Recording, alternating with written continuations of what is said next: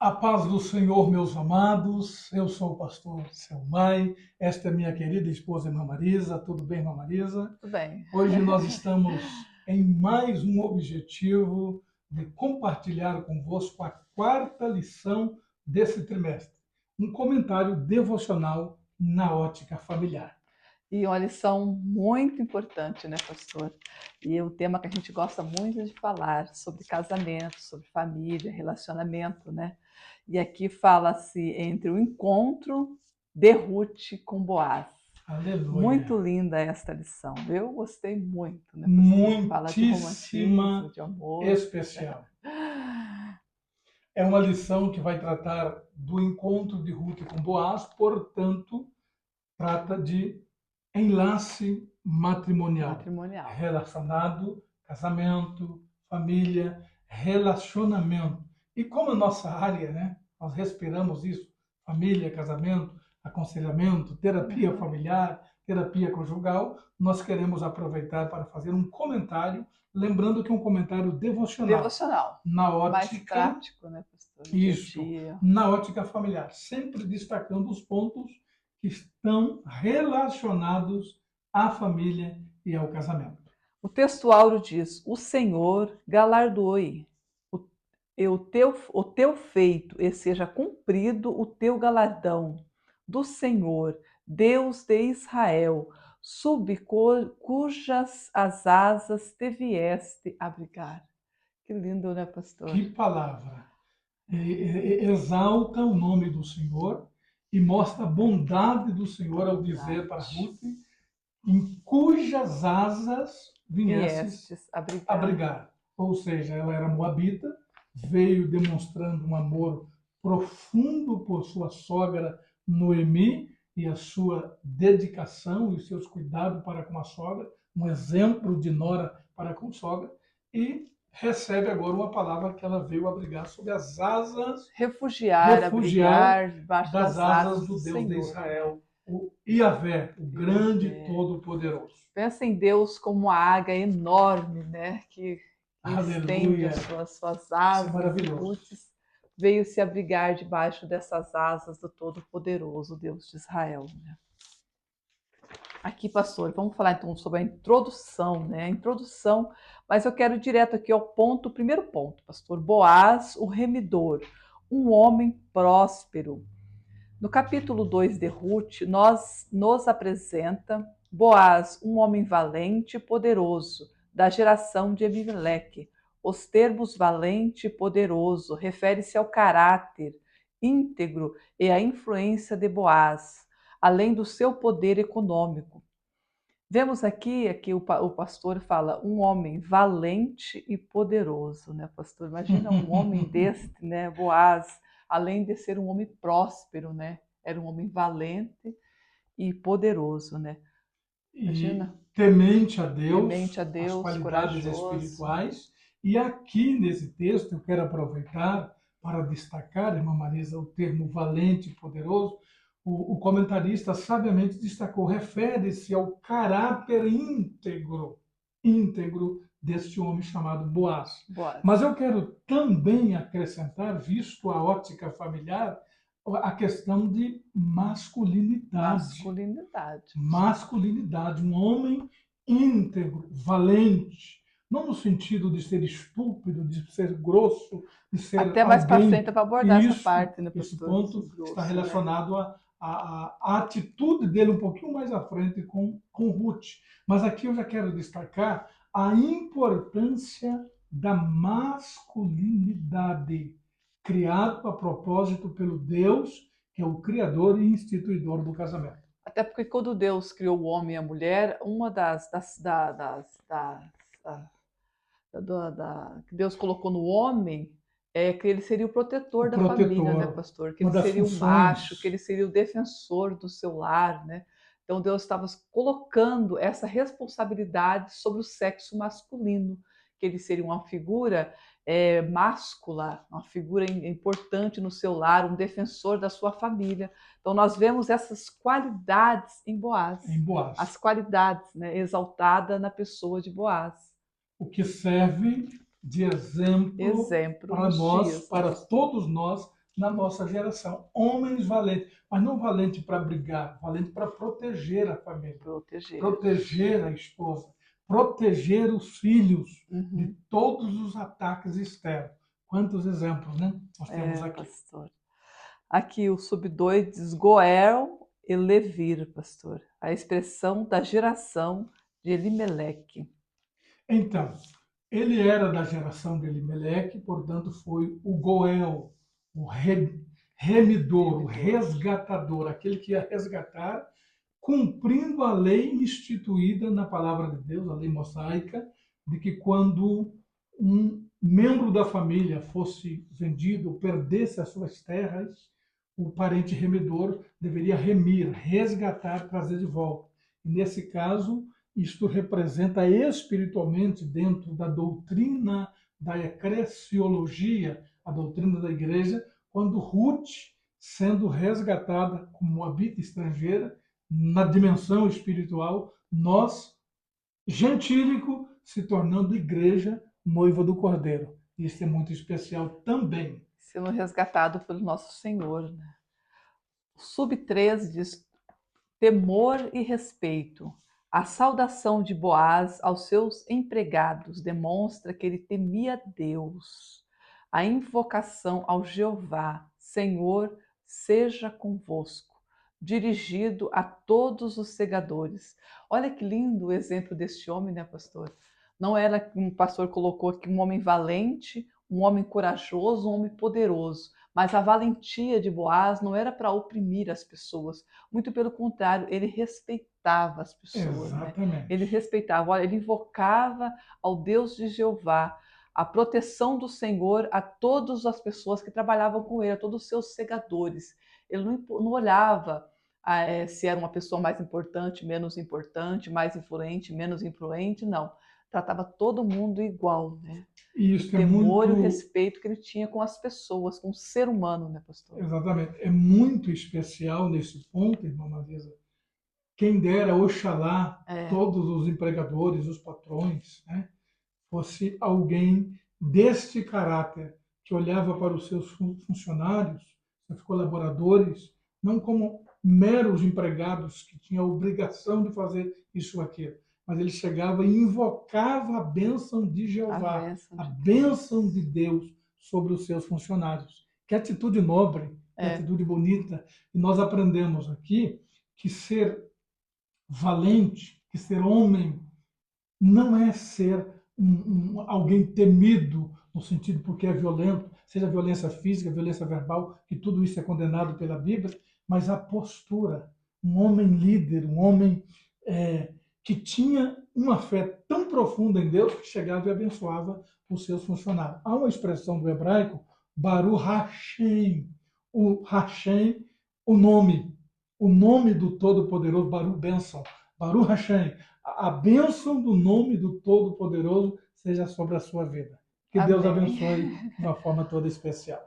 Eu sei que muitas moças que não são casadas ainda desejam ter um Boaz na sua vida, né? Que Deus abençoe que você consiga um Boaz. Mas nome de só Jesus. uma colocação, para se ter um Boaz, antes precisa ter uma Ruth. Uma Ruth, que a Bíblia própria destaca ela como mulher virtuosa. E toda a cidade sabia que ela era uma mulher virtuosa. Né? Evidentemente, para as moças, bem lembrado, mas um Boaz valente, poderoso, um homem nobre e ainda educado, gentil, cristão, para aquela época, cria no Deus de Israel, a ponto de abençoar os seus colaboradores que estavam ali catando as espigas, o termo respigar, catar as espigas, e ele chegava e abençoava em nome do Deus de Israel. Aleluia. Aqui, pastor, o ponto 2 diz: o carinho de Boaz para com Ruth. A pureza não exclui a ternura. Logo que chegou ao campo, Boaz notou a presença de uma moça diferente entre os que respigavam, informando de que era Ruth. Dirigiu-se a ela de forma carinhosa, chamando-a de filha. Deu liberdade para continuar catando espigas em sua plantação. Ele assegurou de que seria tratada com o devido respeito. Olha que linda esta palavra aqui, pastor. O carinho de Boaz para com Ruth. Um homem carinhoso, um homem romântico, né, pastor? Que lindo. Homens românticos. Às vezes as pessoas falam assim, porque eu sou um homem, não posso ser muito romântico, muito carinhoso com a minha mulher. Será que não vai demonstrar fraqueza? Aí eu me lembrei que tem uma parte no nosso livro aqui que nós escrevemos, né, pastor, aqui sobre a sacralidade do sexo no casamento, que tem uma parte lá, um capítulo que você fala sobre, né, romance e romantismo, sobre carinhoso e caricioso. Carinho, né? carinhoso e caricioso. Realmente, bem lembrado, irmã Marisa. Eu quero fazer uma rápida observação. A pureza não exclui a ternura. Apesar dele ser esse valente, imagina, chegou o patrão, todo mundo curvando. Não, apesar disso, ele, como diz o texto bíblico, ele se dirige a Ruth de uma forma educada, de uma forma gentil e respeitosa, ao dirigir-se minha filha. Minha filha. Que exemplo de homem! Que exemplo de homem! Porque o que torna a masculinidade não é a grosseria. O que torna a masculinidade, essa ideia que se criou ao longo do tempo, inclusive essa guerra, né, entre masculinidade, macho e fêmea. Ser feminina ou ser masculino, caso o homem, não desmerece, não torna o homem, por ser masculino, ser macho, não torna ele um agressor, um violento. Pelo contrário, um gentil e protetor. E nós percebemos aí dentro dessa guerra, irmã Marisa, das feministas, tentando defender direito e igualdade, quando na verdade Deus deu à mulher, Deus outorgou à mulher algo tão precioso, que é ser romântica por natureza, que é ser mãe, que é ser fonte de vida, que é compartilhar com Deus, gerar no seu próprio ventre uma vida. E nesse caso aqui em especial, eu quero destacar a forma que Boaz se dirigiu a Ruth, minha filha. Carinho, ser carinhoso e caricioso. Nós costumamos a dizer, inclusive no nosso livro, nós fazemos uma ênfase aos casais. Nós aconselhamos aos jovens, os moços, no namoro, ser carinhoso com a moça. Carinho tem a ver com o tom de voz, com a exteriorização verbal que trata, de né, pastor? tratar o tratamento a amada. com a amada, né? Enquanto que a carícia tem a ver com o toque físico. Então, os jovens só podem ser carinhosos, voz no falar. Carícias, ser caricioso, além de carinhoso, também ser caricioso, o cônjuge, o esposo, né? O esposo. Porque ser carinhoso é aquilo que o esposo diz à sua esposa, à sua amada. Desde o tom de voz até a palavra que é dita a ela. E ser caricioso, além do tom de voz, o toque no corpo. Seja acariciar o rosto, seja tocar no seu corpo, na liberdade conjugal, um casal, evidentemente casado, é um casal, evidentemente, na conjugalidade da vida conjugal. Então, há uma reclamação muito grande no nosso trabalho de terapeuta familiar, aconselhamento a casais, há uma reclamação muito grande que os esposos são muito grossos, muito duro, ríspido, seja no tom de voz, na forma, e só pensam em ser um pouquinho melhor quando está interessado pela intimidade, pela celebração da intimidade conjugal. Quando, na verdade, é no dia a dia que se demonstra o carinho, ajudando a cuidar dos filhos, ajudando a cuidar de um item em casa. Não é feio, pelo contrário, é honroso, é nobre o esposo ajudar nos afazeres de casa. Isso é uma forma de demonstrar carinho desse homem tão valente, né? Valente para fazer e não valente para tratar de forma agressiva, mas para fazer de forma firme, objetiva, seus compromissos, suas responsabilidades. Então, nosso conselho é que os esposos sejam carinhosos e cariciosos também. Carinhoso e caricioso. O carinho e as carícias é uma dimensão dentro do relacionamento conjugal muito especial. É verdade, pastor. E lembrando-se que é uma das maiores reclamações do gabinete pastoral, das esposas é que os seus esposos são grossos, são grosseiros no tratar, o tom de voz, como fala com elas. Aí muitas dizem, no namoro ele não era assim. Depois do casamento ele mudou totalmente. O que eu faço com esse meu marido, né? Agora ele mudou. Nossa, chega em casa, já chega tratando com grosseria, não pode falar nada com ele que ele fica nervoso, ele levanta a voz, né? E vemos quando Deus criou o homem, a força física que o homem tem mais do que a mulher, né? A força que ele tem para levantar peso, para pegar as coisas, para a força física do homem não foi para oprimir a sua esposa, não. Deus, quando colocou força física maior no sexo masculino, foi para que ele fosse um Boaz, que ele fosse um protetor da sua família, um protetor do seu lar, dos seus filhos, da sua esposa, né? Para ajudá-la no dia a dia, até em casa, né? Para pegar peso, para levantar as coisas. Aí precisa de um homem mais forte, mas não para oprimir as mulheres, para falar grosso, para querer ser o valetão em casa, né, pastor? Com certeza. Aleluia. Ser macho, essa valentia, valente, não é no sentido de agressão, jamais, jamais. Inclusive, nesse mesmo ponto, eu quero observar aqui, um pouco abaixo, no subponto 1, a pureza não exclui a ternura. O comentarista sabiamente diz assim, ó, depois de chamando-a de filha, deu liberdade para continuar catando espigas em sua plantação, e lhe assegurou de que seria tratada com devido respeito. Respeito. Não dei ordem aos moços que te não toquem. Boaz se preocupou com a segurança de Ruth. Segurança. Né? Segurança. Uma das funções do homem criado por Deus é ser o protetor. Além de provedor, ser o protetor, aquele que protege, aquele que cuida, seja da esposa, seja dos filhos. Vamos pensar na prática, irmã Marisa. Da família, né? Da família. Família. Toda a família. Imagine que desagradável você olhar assim. Um casal, por exemplo, vai fazer compra, vai no mercado, comprar alguma coisa, e de repente vem a esposa lá com 5 sacolinha em cada uma das mãos, e o esposo vem na frente no celular. Imagine a grosseria. Totalmente fora do plano de Deus, da certeza, ideia de Deus. Do né? cavalheirismo. Eu até gosto de brincar nas nossas palestras para casais, que o homem tem que ser cavalheiro e não cavalo. Cavaleiro. Cavalheiro. Cavalheirismo. E ainda aqui, irmã Marisa, eu quero destacar, lembrando que esse comentário é devocional. Na ótica familiar, levando para o lado da família, do casamento. O que eu quero destacar é a questão do devido respeito.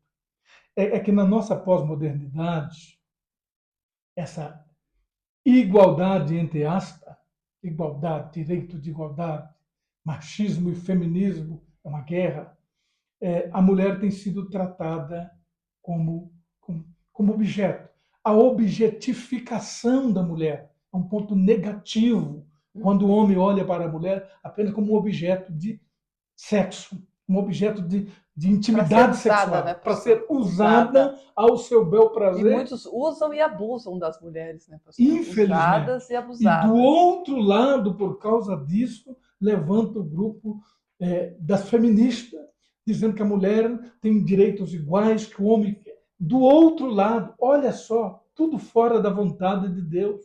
Deus criou o homem para cuidar, amar e respeitar a mulher, a sua esposa. É um pecado tratá-los, seja a mulher ou o marido a mulher, o homem a mulher, de forma desrespeitosa.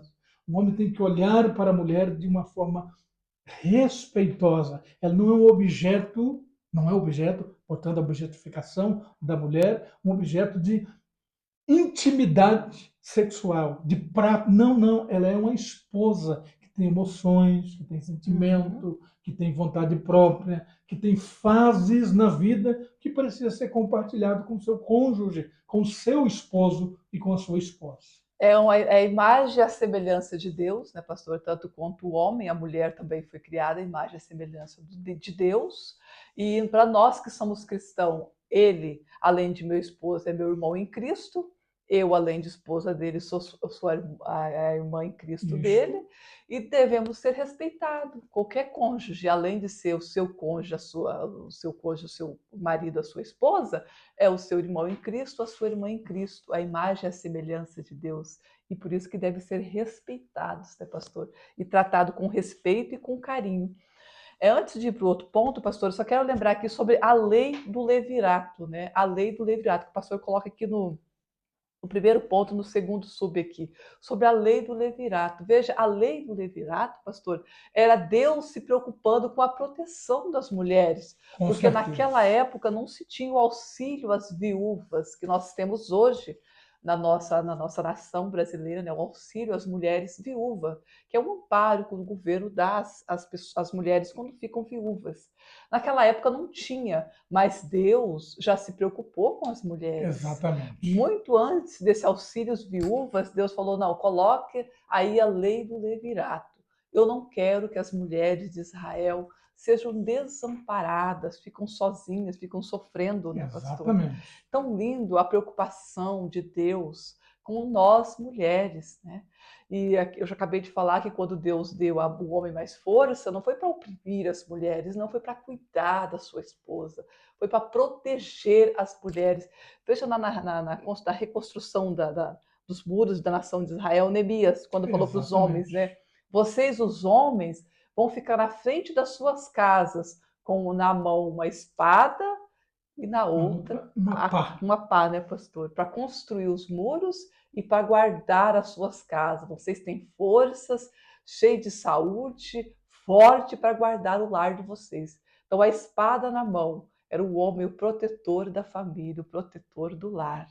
É muito importante, Marisa, eu quero aproveitar a questão do levirato, que não foi uma criação humana, foi uma ideia de Deus. Divina, né, pastor? Dada a Moisés, aqui oficializando esse ato, de que quando morria o irmão, o cunhado assumiria, casaria com a viúva para suscitar a memória do irmão. A gente olhando assim, mas por que Deus fez isto? Existem vários porquês, mas esse ponto que a mamãe destacou, eu quero pincelar um pouquinho mais a questão do cuidado de Deus para que a viúva não ficasse desamparada. Amado irmão, amada irmã, Deus tem interesse em seu bem-estar. O cuidado de Deus para com a mulher. Aleluia. O cuidado de Deus para com a mulher. Deus instituiu o levirato para que o homem, o irmão, casasse para cuidar da mulher e trazer herança, um filho, e o filho deveria ter o nome do pai, no caso, o falecido. Até nisso nós observamos na Bíblia o grande cuidado de Deus com o bem-estar da família, com o bem-estar do casal. Então, o casamento, inclusive no livro de Ruth, há uma expressão, quando é dita a ela, que ela, ao casar-se com Boaz, encontrou descanso. Descanso. E algo extraordinário. Alguém diz, pastor, depois que eu me casei, a briga começou. Não, querido, o casamento é para ser descanso, segurança, estabilidade. Esse é o plano de Deus, o propósito de Deus para o casamento. E nós louvamos a Deus por isso. Não só para ela, né, pastor? Sim. Mas para ela e para a sogra. Trouxe descanso, trouxe paz para ela e para sua sogra, né? Tanto que com o nascimento do seu filho, a sogra Noemi foi a ama, né? A ama. Para cuidar de Obed. De Obed. E ela trouxe alegria, trouxe satisfação para sua sogra, o casamento de Ruth. Imagina aquela mulher que havia perdido os filhos e o esposo. Quando ela pega Obed no seu colo, os sonhos de Noemi são restaurados, né, pastor? A paz, a alegria. Olha que lindo esse matrimônio trouxe para aquela família. Bonito. Não só para o casal, mas para os pais também. Pensa nós que somos pais de filhos casados, né, pastor?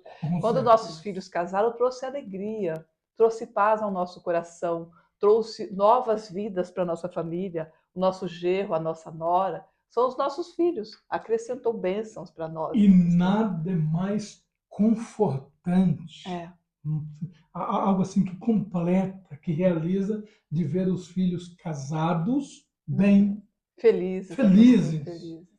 Aí os Isso é netos que maravilhoso. traz alegria, né? Netos, Alegria, então, esperança no nosso aí completa, futuro, né? Nós pastor? temos um neto de 3 anos, um neto de 10 meses e o terceiro que está a caminho. Deve chegar no final do ano, o Judá. 4 meses de gestação do Judá. Para concluir esse primeiro ponto aqui, pastor, sobre o segundo ponto, né? Carinho de Boaz com Ruth, a pureza não exclui a ternura. Aqui no finalzinho, nosso pastor coloca uma palavra tão linda. Ele diz aqui, ó, um viver santo não exige que sejamos rudes e descortês. Jesus, o mais puro dos homens, convivia com todas as pessoas. Jesus, o exemplo, né, pastor? Que exemplo lindo. Quantas né? lições para o casamento, para a família, nós podemos tirar desta lição de domingo próximo agora. Domingo próximo. Não amanhã, perca, né, pastor? Exatamente, amanhã. Amanhã. Não perca a oportunidade de estudar esta preciosa palavra.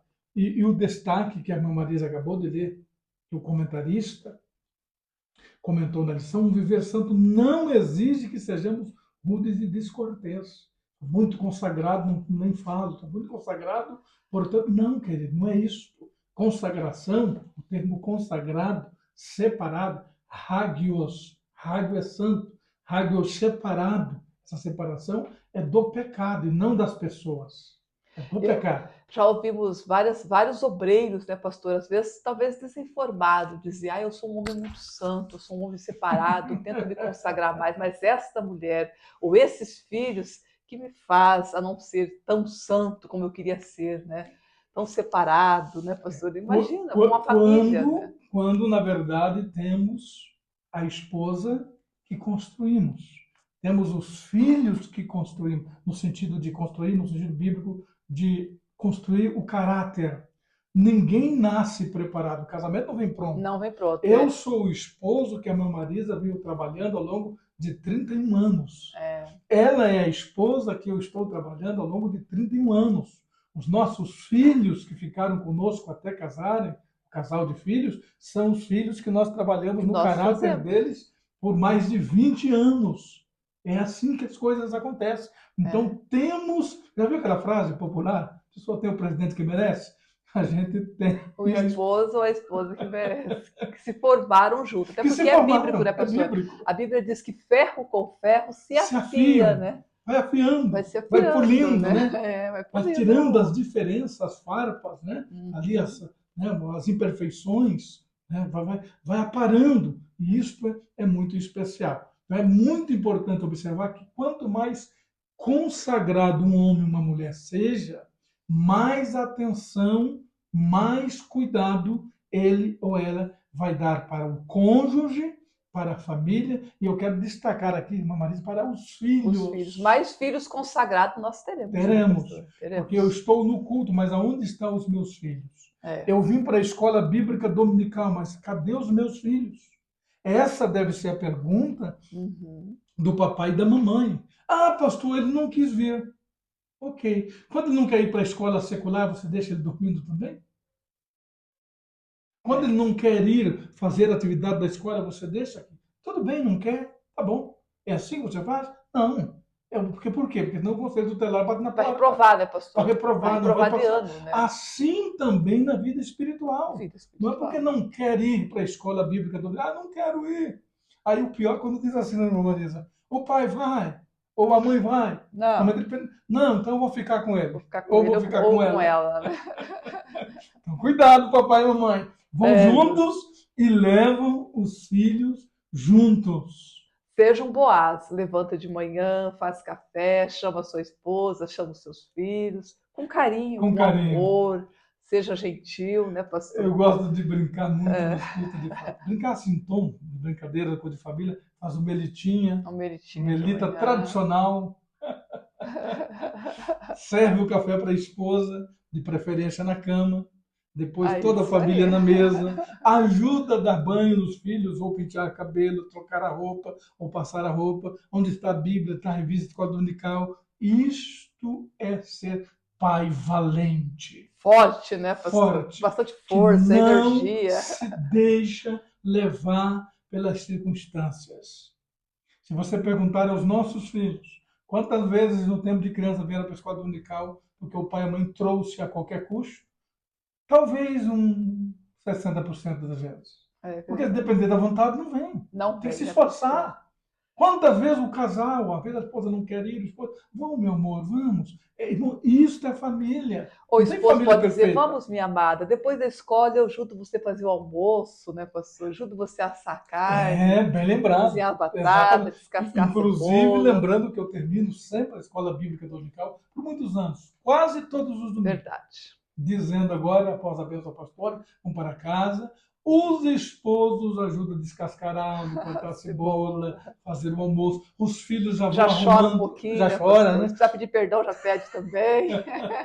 Os filhos vão arrumando a mesa. Irmãos, família, trabalham e convivem juntos. É a mesa, o diante da mesa em casa, que aprende, por exemplo, o amor filial, de Filho, filantropia, o amor de serviço, que presta serviço ao outro. Aprende os filhos em casa arrumando a mesa, depois tirando o prato, cada um já aprendendo a lavar o seu lavar próprio os seus pratos, pratos. né, pastor? Interessante. Pastor, o que tem a ver com a lição? Nós falamos que a lição é um comentário devocional na ótica familiar. Na Então, ótica estamos falando familiar. sobre casamento. E o título da lição de amanhã, de domingo próximo, que é amanhã, é o encontro de Boaz e Ruth. Ou seja, o casamento. E Oh, dentro do casamento gera tudo isso que nós estamos falando. Passa a lua de mel, vem os filhos, troca a fralda de filho, faz parte do casamento. faz A parte do higienização dos casamento, da filhos, família, do mamadeira, amor, né, né? pastor? Do amor Do amor conjugal, do conjugal. amor filial. Isto é maravilhoso. Não existe família e casamento perfeito, mas existe sim casamentos que estão a caminho da perfeição, ou seja, estão lapidando os defeitos, estão Se afiando, aumentando né, pastor? as adjetividades, as qualidades e diminuindo as deficiências ou os defeitos. Deus estava agindo aqui, o sub-2. A atitude de Boaz surpreendeu Ruth, como estrangeira e pobre. Certamente ela tinha receio de como seria tratada. Agia com educação e com muita discrição. E impressionada com o gesto de Boaz, inclinou-se ao chão de forma humilde, reconheceu ser indigna do tratamento que recebeu. Olha que lindo esse exemplo, né, pastor? Ela, preocupada por ser pobre, por ser estrangeira, chega numa terra totalmente desconhecida, não conhecia ninguém. Imagina o medo, o coração desta mulher, né? Como estava afligida, estava angustiada, sentido receio por não conhecer ninguém, por ser nem conseguia falar direito a língua deles, o idioma deles. Ela pensou agora, eu vou ser maltratada, já que sou pobre, sem família, sem ninguém, só com a minha sogra, uma senhora de idade, e viúvas, duas viúvas. Como será que eu vou ser tratada? E quando ela viu que Boaz a tratou gentilmente, Que com lindo. educação, com carinho, né, pastor? Com cortesia. Olha o exemplo dela. Ela se humilha, se inclina. Isso é importante. Deus é maravilhoso, né, pastor? Muito importante a atitude de Boaz com Ruth, né? Ele a tratou com carinho, com cortesia, né? Olha que lindo o exemplo deste homem, deste Boaz, né, pastor? Quando Exatamente. ele olhou para Ruth, ele não viu, não olhou para ela como uma mulher pobre, desamparada, sem ninguém, humilhada.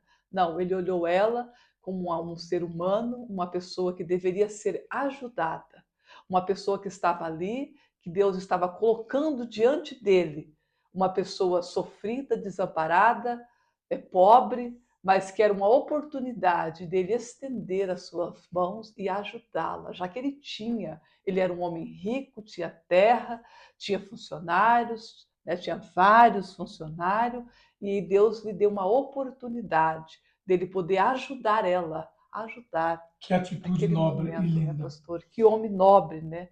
Que era Boaz. Mas o sub-3 aqui, pastor, é muito lindo. Olha que sensível e espiritual.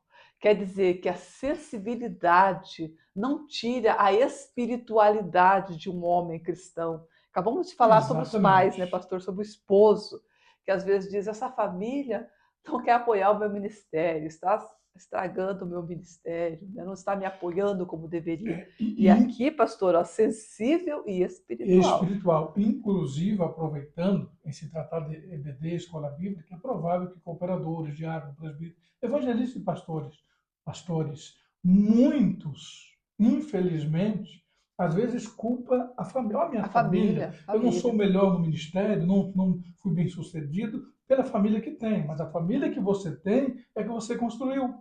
A família que nós temos é a família que nós construímos juntos. Juntos, o dia a dia, né, É o pastor? dia a dia. Então, assim, amados, agradecemos pelo que temos e pegamos uma empreitada para melhorar o que temos, para melhor servirmos ao Senhor e não culpar, não ficar delegando responsabilidade. Olha só, nós precisamos nos conscientizar disso, porque não adianta na igreja ser um grande pregador, ser um obreiro muito próspero, muito abençoado, e aí vem a pergunta, mas cadê teus filhos?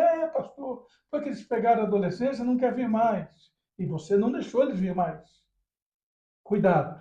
Cuide do que Deus te dá. Seja valente, mas não estou falando valente de violência. Estou falando de persuasão de um sacerdote e de uma sacerdotisa que persuade, que convence os filhos da melhor forma possível antes de ter que dizer não. Diga por várias vezes: o pai e a mãe não gostaria. Mas eu quero, mas o pai e a mãe achou por bem de não autorizar. Mas eu vou. Não, o pai e a mãe acham por bem. Sempre o pai e a mãe e o pai. Sempre trabalham juntos. Afinal, geram os filhos juntos.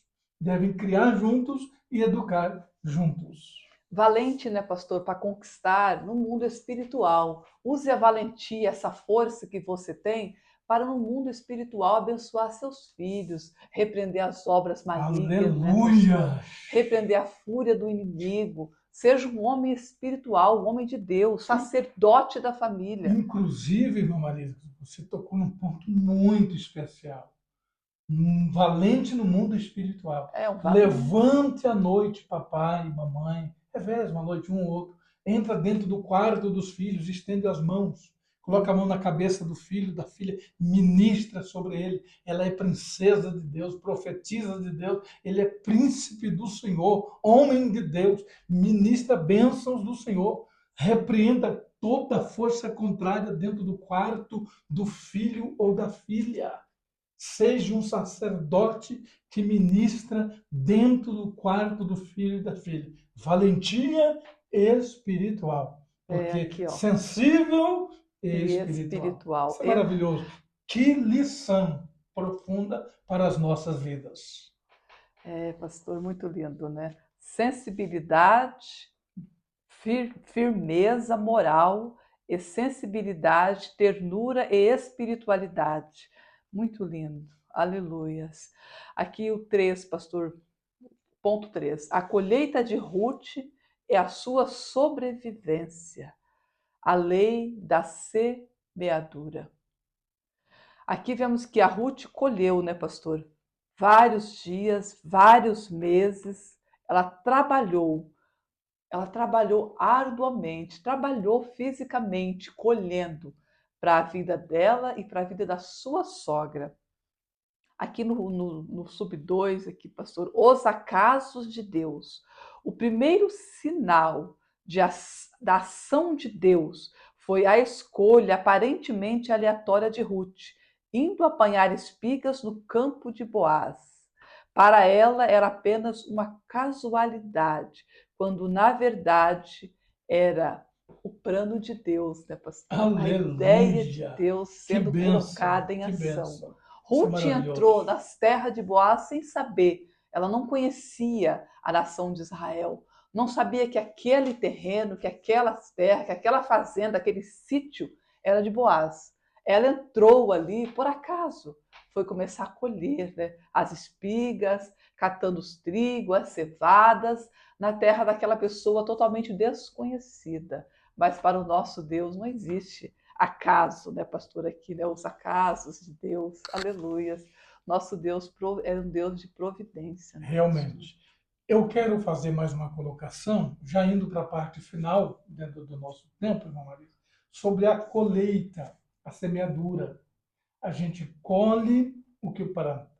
Ruth, de uma forma tão amorosa, de uma forma tão dedicada, virtuosa, fez de tudo para cuidar da sogra, para colher, e foi colher exatamente no campo de Boaz, porque a providência de Deus direcionou que isso acontecesse. Eu quero deixar aqui agora uma dimensão espiritual da colheita, uma palavra aos nossos jovens, aos nossos moços, aos nossos filhos e netos. Filhos e netos. Até porque nós já estamos orando pela neta que tem 3 anos, né? Se Jesus não voltar, quem sabe, daqui 20 anos, será uma moça já pensando no casamento. Uma Já noiva, estamos, né, né, pastor? orando por isso. E isso é maravilhoso. Moço e moça, lembre de uma coisa. Esta moça por quem você está interessado ou interessada, esse moço, esse Isaac e esta Rebeca, tem um papai e uma mamãe que deu toda a vida por ela. Lembre de tratar esta moça e este moço pensando que daqui 20 a 25 anos, o moço lindo e a moça linda vai ser o seu filho ou a sua filha.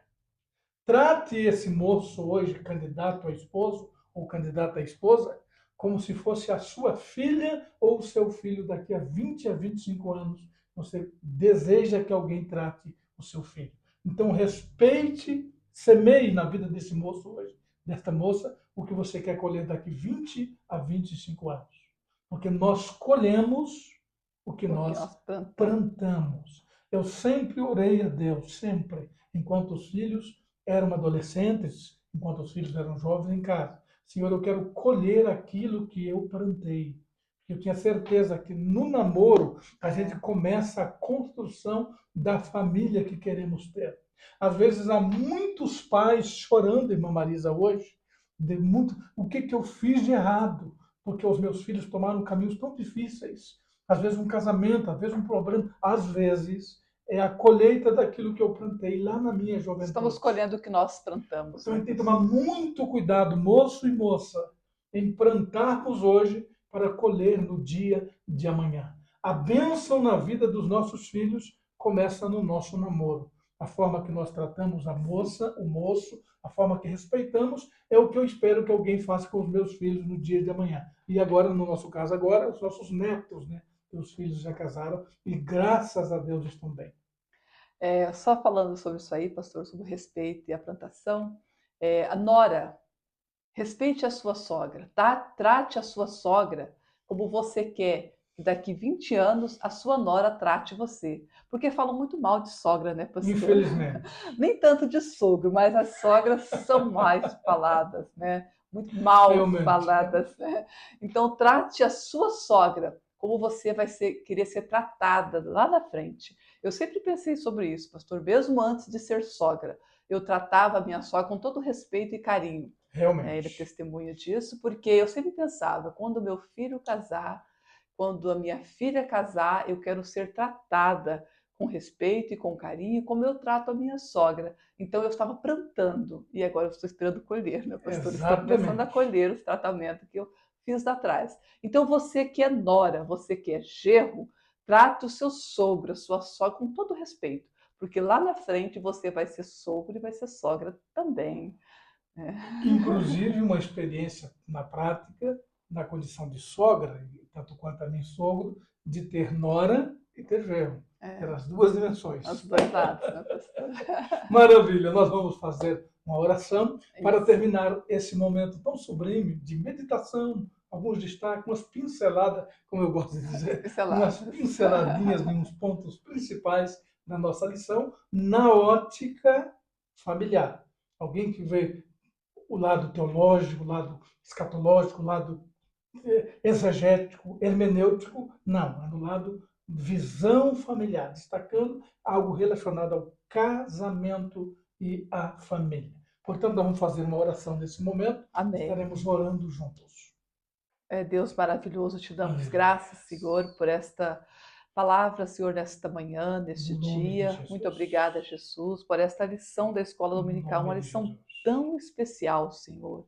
Obrigada pela vida do professor, que foi inspirado pelo Espírito Santo para escrever esta lição. Que lição maravilhosa! Nos dê graça, Senhor, que nós possamos No aprender nome de e Jesus. aplicar na nossa vida, no dia a dia, na nossa casa, no nosso lar, Aleluia. que possamos ter cada dia mais pessoas carinhosas, pessoas amorosas, que possamos exercer, Senhor, a paternidade, a maternidade que o Senhor deu Aleluia, para os pais no dia a dia, aleluia. Senhor. No teu nome, Jesus, é o que eu te peço e te agradeço. No nome de Jesus. Amém. Amém. E agora juntos vamos dizer: A a minha minha família família é é uma uma bênção. bênção. Deus vos abençoe em Cristo Jesus.